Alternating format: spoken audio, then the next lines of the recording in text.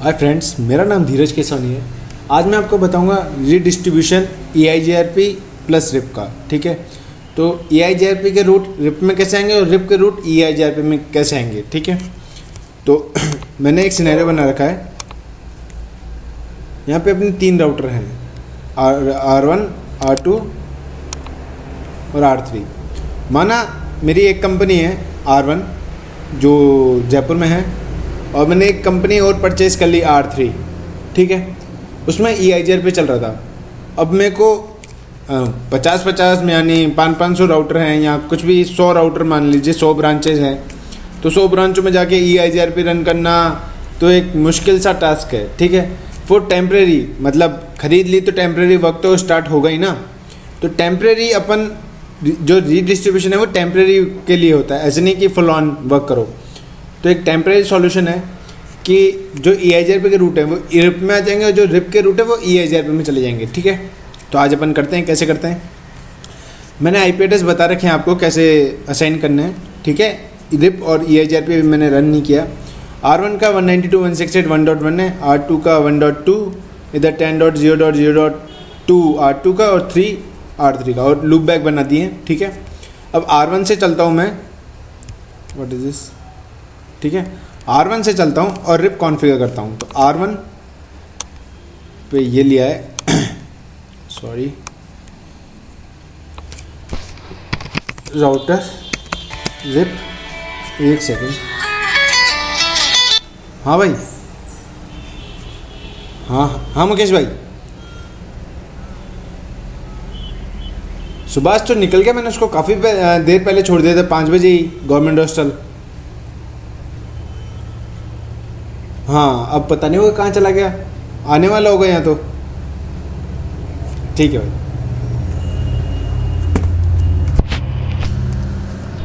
Version 2 और network अपन ने दे दिया 821.1.1.0, जो अपना लूप बैक का है 192.168.1.0। ठीक है, एग्जैक्ट, और कुछ नहीं करना। राउटर 2 पे आते हैं।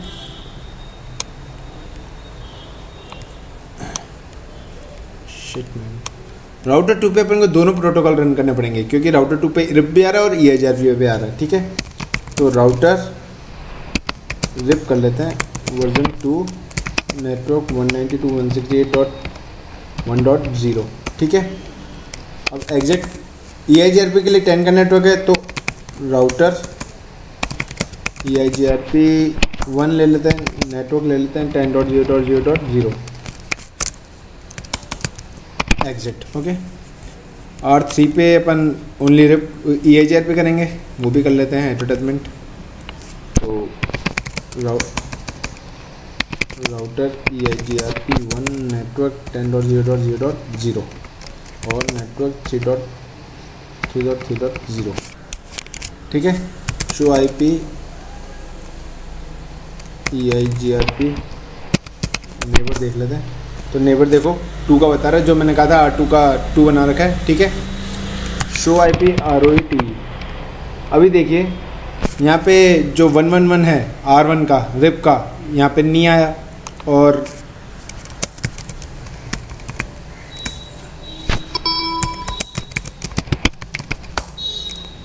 यहाँ पे अपना R3 का जो लूप बैक है वो नहीं आया। ठीक है, तो अब एक्सचेंज करने के लिए क्या करेंगे, तो उसके लिए मिडिल ऑर्डर लेना पड़ेगा। R2 ऐसा राउटर है जिसपे दोनों प्रोटोकॉल रन हो। R1 पे ओनली रिप हो रहा है, R3 पे ओनली EIGRP हो रहा है, दोनों प्रोटोकॉल R2 पे रन हो रहे हैं, तो R2 पे रीडिस्ट्रीब्यूशन होगा। ठीक है, तो उसके लिए क्या करते हैं, R2 पे चलते हैं। अब पहले अपन रिप के रूट EIGRP में डाल देते हैं। ठीक है, तो EIGRP में जाओ, राउटर EIGRP में गए और रीडिस्ट्रीब्यूशन रिप लिखा, क्वेश्चन मार्क दबाओ, मैट्रिक्स। EIGRP मैट्रिक्स पे काम करता है तो वो मैट्रिक्स बोलता है। ठीक है, तो क्वेश्चन मार्क के वैल्यू पहले अपन 200 दे देते हैं, सेकेंड अपन ये अपना डिले 10 कुछ भी दे दीजिए, रिलायबिलिटी 255, क्वेश्चन मार्क बैंडविड्थ अपनी 1000 दे दो, कुछ भी दे दो।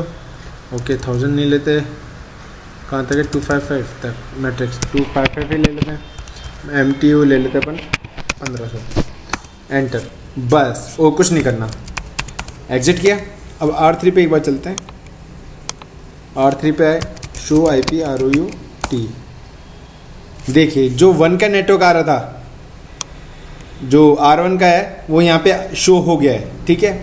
और कैसे शो हुआ है, EIGRP का क्या होता है, D इंडिकेशन, और एक्सटर्नल मतलब EIGRP में एक्सटर्नल आ रहा है, रिप आ रहा है ना एक्सटर्नल, तो EX, ठीक है।